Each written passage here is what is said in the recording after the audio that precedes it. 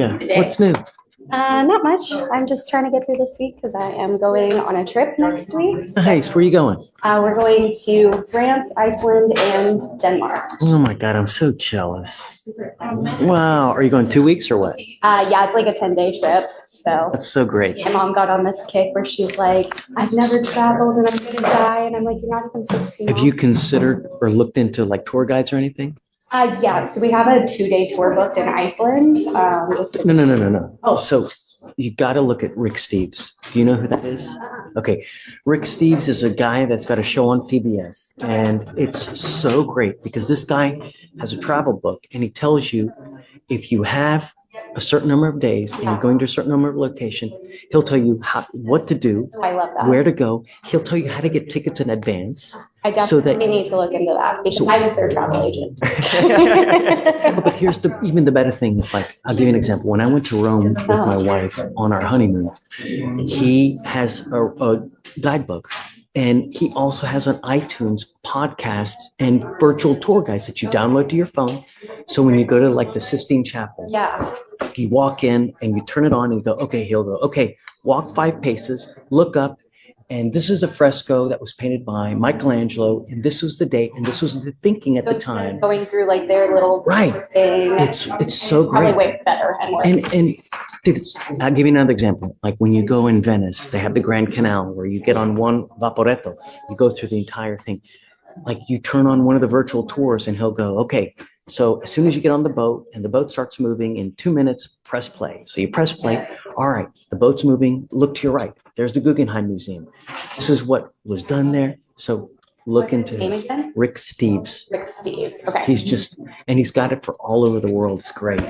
Yeah, I'm gonna download that. When we go anywhere, which is not lately, because we take Rick Steves with us everywhere. It's like a Bible. Yeah, that's awesome. That's good to know. I've take a look.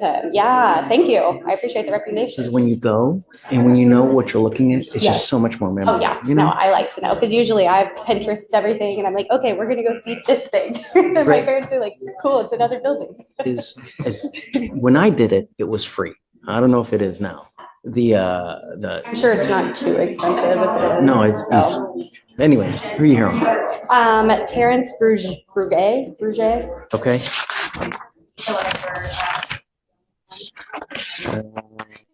Pause right here because this is a hard pivot from lighthearted travel talk straight into courtroom reality.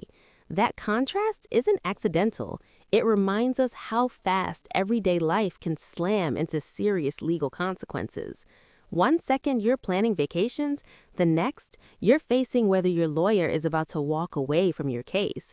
And let me be clear, when a defense attorney files a motion to withdraw for non-payment, that's a flashing red warning light. It doesn't just mean money issues. It means the attorney-client relationship is breaking down, and judges take that very seriously. Question for you. If you were in this position, would you prioritize scraping together money for your lawyer or risk going into trial with a court-appointed attorney? Okay, it's getting up there. So we have a motion to withdraw on your queue on it for lack of payment. He is here today, though. Come up, Terrence. It's old though, man. You know. I understand.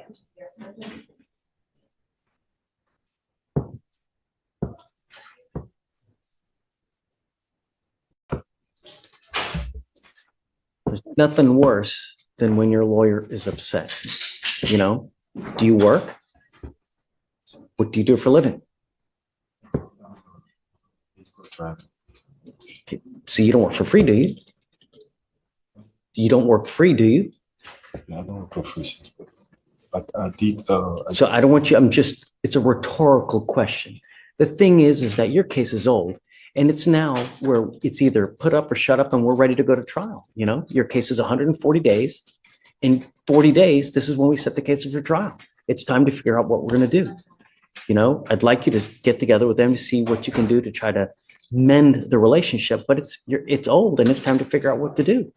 You know, can you try to see if there's something worth salvaging and mending? He's communicated with our office, but there's still a large chunk that he owes. I mean, he can't guarantee us when he'll ever be able to get it to us. So that's just kind of where we're at this point. So I can I talk next week? Okay, I did discuss with the representative in charge of the payment, but Our office manager. the office manager.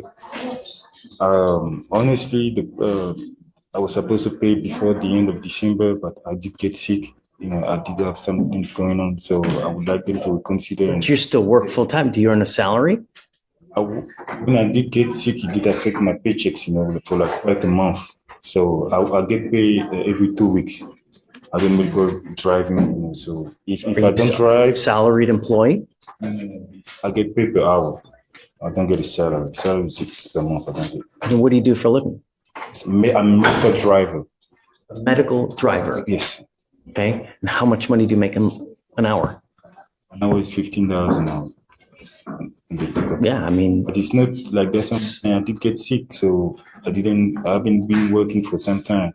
I was in pain, I couldn't even walk. And I went to ER. so when is the last time you worked? I did get back on my feet and So you're telling me you haven't worked at all? Is that what you're saying? yeah, yes, they like recovered for like quite a week and it did affect my paycheck. So I haven't been able to make the payments that I was making. But I did make a payments like I think yesterday. I didn't even make a payment, so I need more time in order to make more payments, you know, to the point that they will reconsider. We're at the stage where it's time to set your case for trial or end it somehow. We're not at the stage where we're going to push your case another 6 months no. It's time to work these things out. I mean, there's no way to. I mean, that's up to your discretion. I can let the office know. This is a pressure cooker moment. The judge is basically saying we're past excuses. Pick a lane. Either qualify for a court-appointed lawyer, fix things with current counsel, or get ready to sprint toward trial. And here's the key legal point. Courts don't hand out free lawyers just because someone says they're broke. They require detailed financial proof: income, assets, vehicles, bank accounts, everything. It's a safeguard to protect taxpayer money. Translation: if you can't prove real hardship, you're still on the hook. Drop a comment. Should courts be stricter or more flexible when defendants struggle to pay for representation? You don't want to sign our motion, and then we'll continue to work on the case. But if your honor, you can give me more time, I will get back to a certain point that they'll be able to consider for the. How much time are you talking?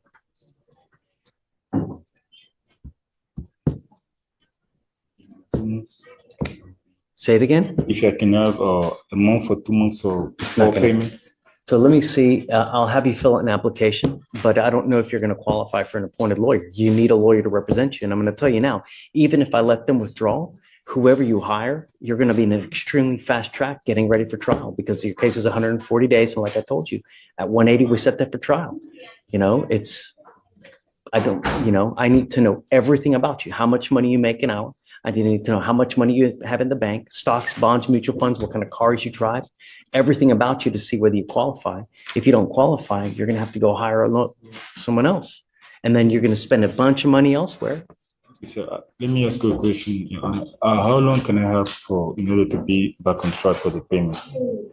I don't know. That's something that you need to negotiate with them to see what they're willing to take. But I'm going to tell you now, if you don't qualify for a lawyer, all the money that's been already spent, it's just, But she is on a PTI track, and at this point, he's also going to have to spend the money on the fees and stuff for PTI. Look, I take this seriously. I don't give out lawyers like it's candy on Halloween. You truly have to qualify, because when we give out court-appointed lawyers, it's I pay for it, they pay for it, they pay for it, we all pay for it. And I take it seriously, and it's not fair to just hand them out. You have to qualify. I'm following the law. So if you want, how do I pronounce your last name? Okay. Okay. If you'd like, I can have you fill out an application to see whether you qualify. But if you don't, like I said, it is what it is. You may have at least a month to be able to get the balance, please. Of course. A month. Yeah. Oh, no. We're not going to sit this where you're going to come back in a month. Nothing's happened. I'm not going to play this game. We need to decide today what's going to happen. Because in a month, now we're at 109 or. So let's do this. If you want, I can give you an application to fill out. I can wait to see whether I'm going to grant or deny your motion. You know, in the interim, if you want to see, try to negotiate something, I don't know. But like I said, I take giving court-appointed lawyers seriously. I don't hand them out like candy because the public pays for it. And it's not fair for them to pay for something when you can afford it. You just don't want to pay. I don't know how much money you have in the bank. I've never met you, sir. I don't know who you are.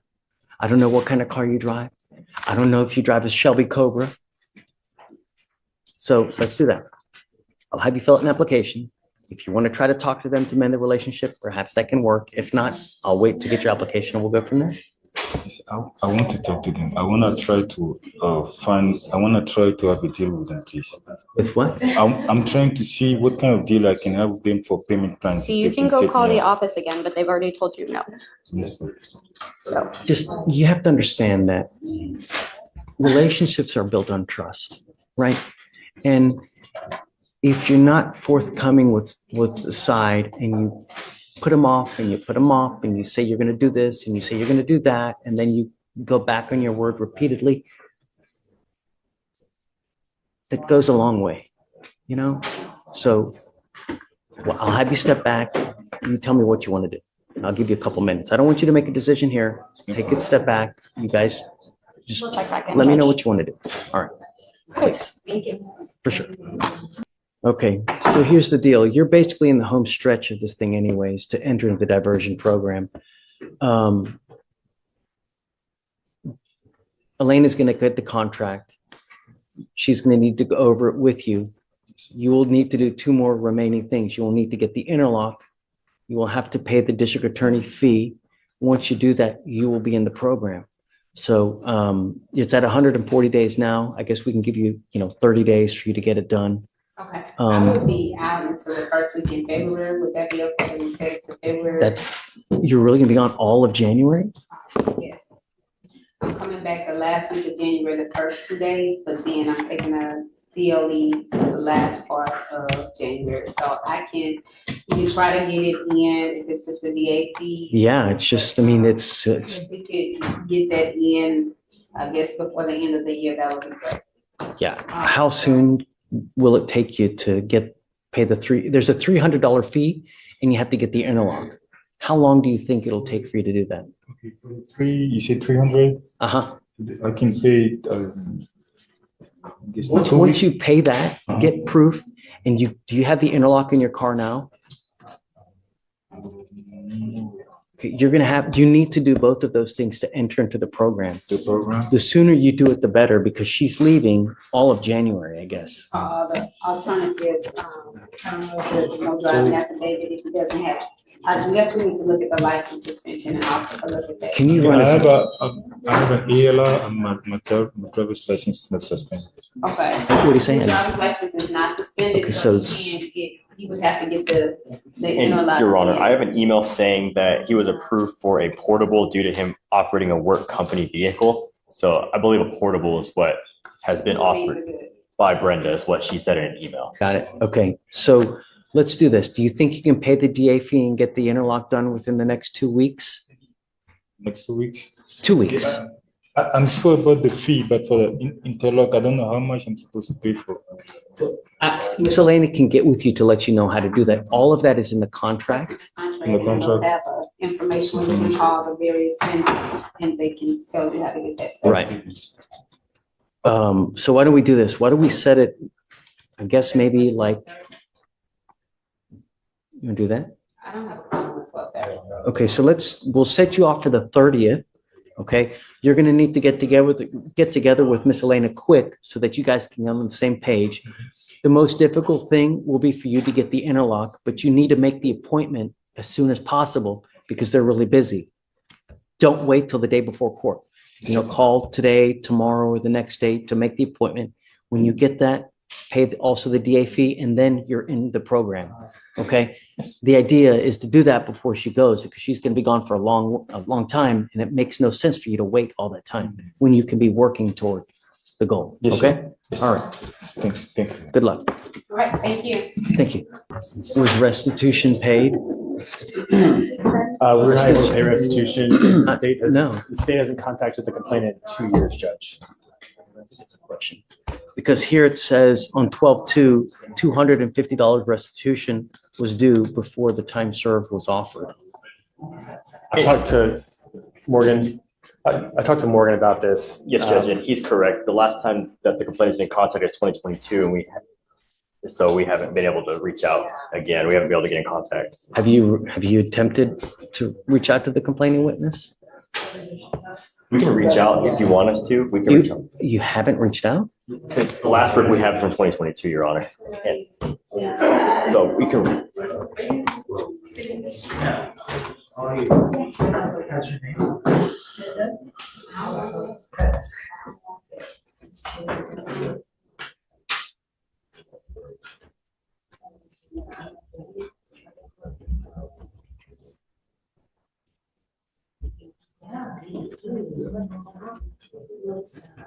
I mean, we reset this from 12/2 to 12/9 to 12/16, 3 different times, and not once has the complaining witness ever been attempted to be reached.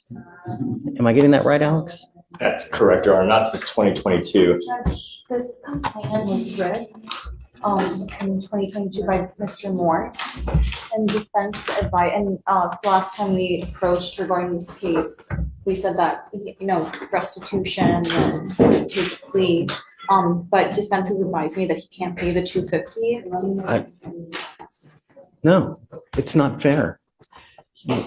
I mean, The state attempts to get a hold of him again and just simply can't. Will that be okay for the court? they have before. That's always been the, I understand that. The complainant has not attempted to follow up and contact them and ask about the they've $250. never even reached out since the last 3 settings. I guess Alex, reach out to see if that's still correct, but I'm going to tell you now, it's not fair that there's an accident, there's restitution, but it should be made whole, and that's it. It can always be done through probation as well, but yeah. Can you give me 2 minutes? Yes, Let me sir. see. Yes, sir. So, Your Honor, I got a hold of the husband who said the vehicle was totaled. This isn't just a scolding. This is a life lesson bench sermon.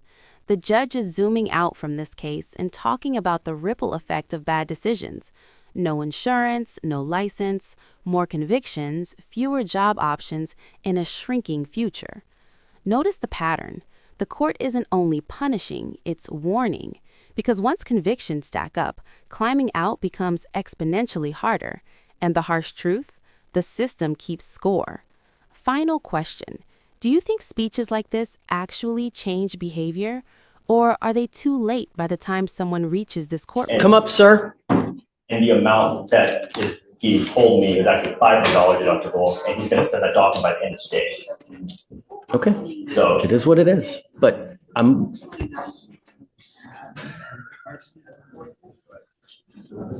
4 through 6.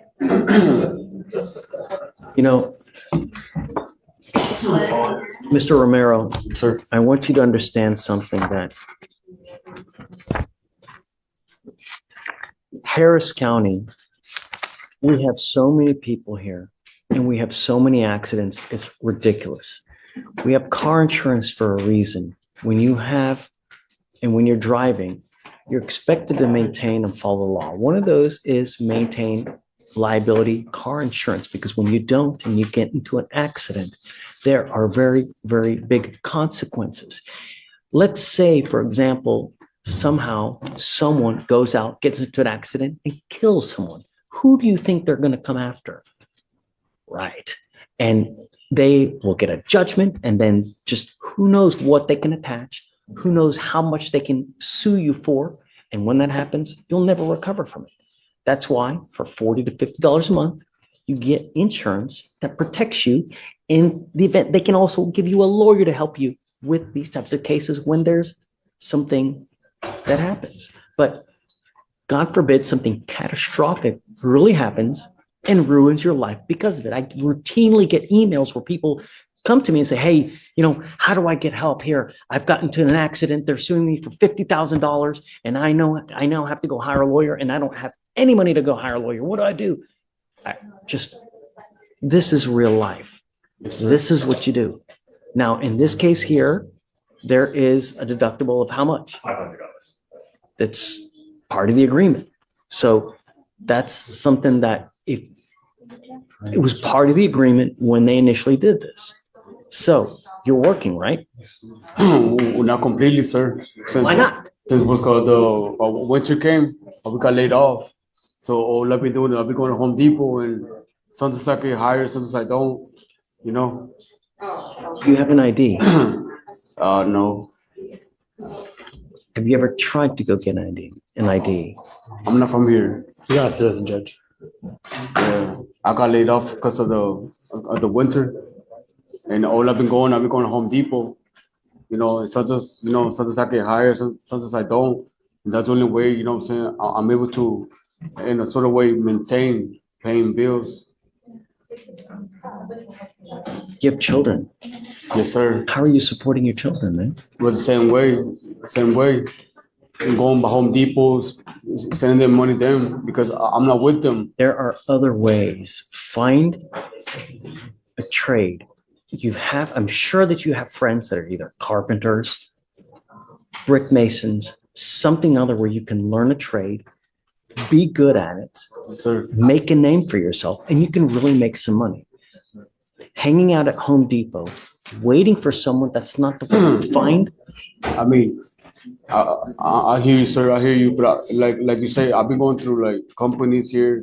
Trust me, I've been going everywhere. And my last resource, my last option is to go right there because, that's the only way that I can find something at the moment while I'm waiting for something to happen.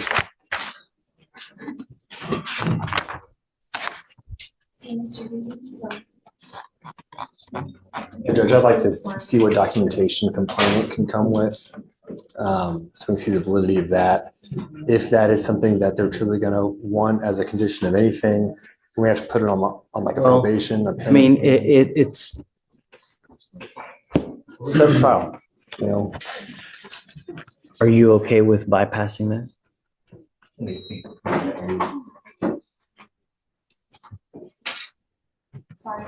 Are you okay with bypassing the deductible and just going forward with it?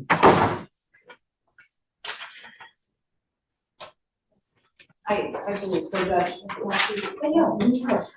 The problem is, Mr. Ramirez, how is it fair? It's not fair. Why?